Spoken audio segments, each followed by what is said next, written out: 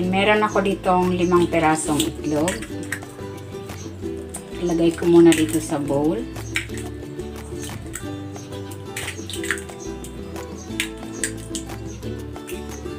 Titimplahan ko muna ng asin, paminta, sibuyas, kamatis, at ng dahon ng sibuyas. Pwede kayo dito maglagay ng mga pampalasa of your choice. Pwede maglagay ng mga seasoning granules. Bit mo.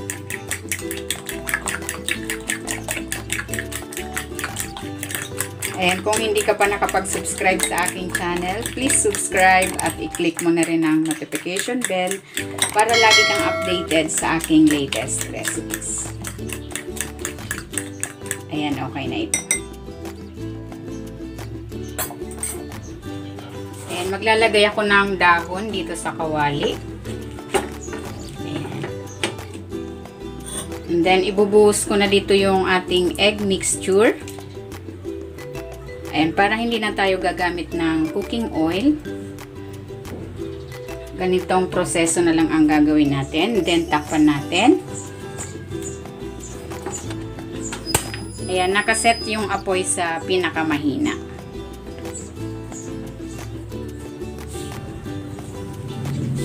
Ayan, ito na yung ating omelette.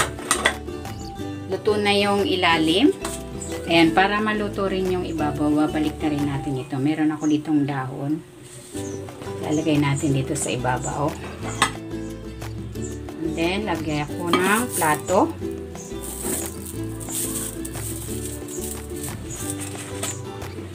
Balik natin yung kawali.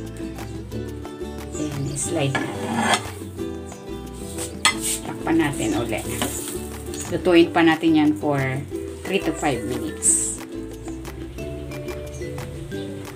Okay na ito. Patayin ko na yung apoy.